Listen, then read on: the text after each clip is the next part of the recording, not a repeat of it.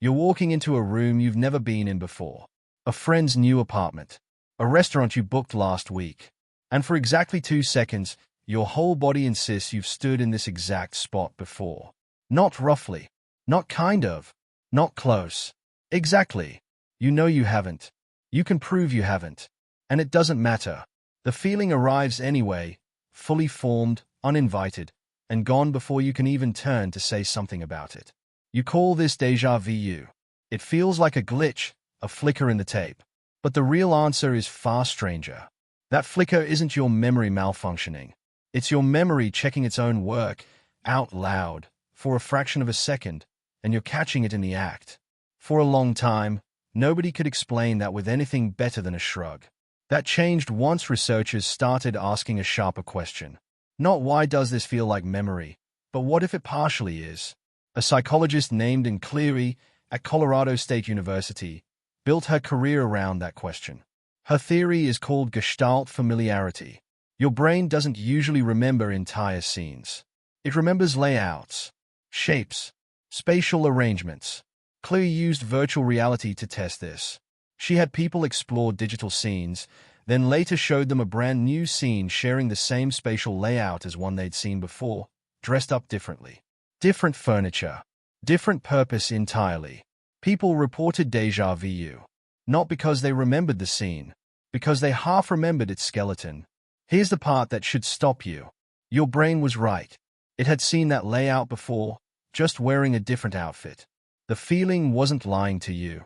It was doing exactly what memory is supposed to do. Recognize a pattern. The problem is, it couldn't hand you the source. It gave you the recognition without the receipt. Does that change what déjà vu feels like to you? A correct signal, arriving with the wrong paperwork. So why does something accurate feel so unsettling? That question led researchers somewhere darker than an unfamiliar restaurant. It led them to a hospital. A psychologist named Chris Mullin spent years studying chronic déjà vu. Most people get the flicker for 2 seconds, once every few weeks.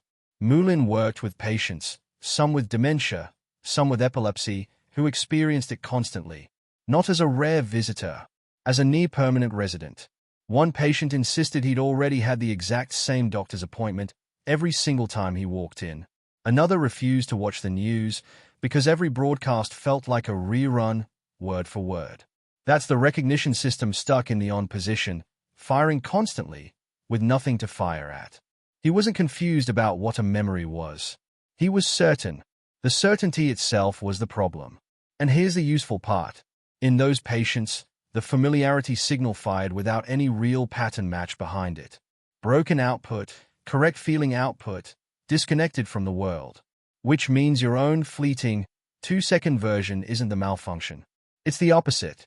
The system correctly flags a real partial match, then correctly shuts itself back off once it realizes there's no memory to attach it to. The broken version doesn't stop. Yours does. That's not a bug at all. That's the safety check working. A researcher named Alan Brown compiled decades of scattered studies into something coherent. Déjà vu isn't rare. Somewhere around 60 to 70% of people report it. It shows up more in people who travel more, who are younger, and more often when you're tired or stressed. Notice the pattern. Fatigue, stress, novelty, cognitive load. Every one of those is a condition where your brain's checking system is working harder than usual, more likely to briefly stumble into a false match before correcting course. You're not more broken when you're exhausted.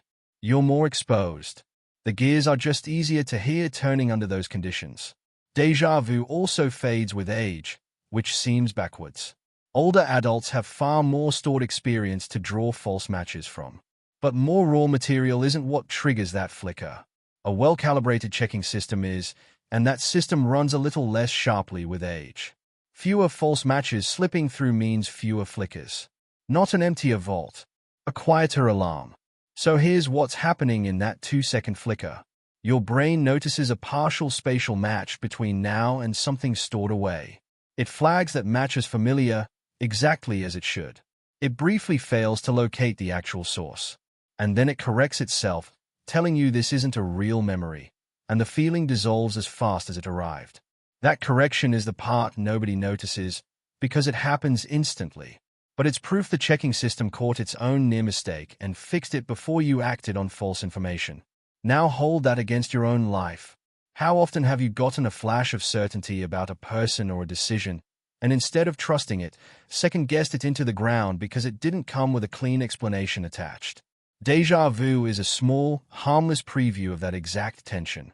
A true signal, arriving faster than the reasoning that would justify it. You let it pass in 2 seconds because the stakes are nothing. It's just a room.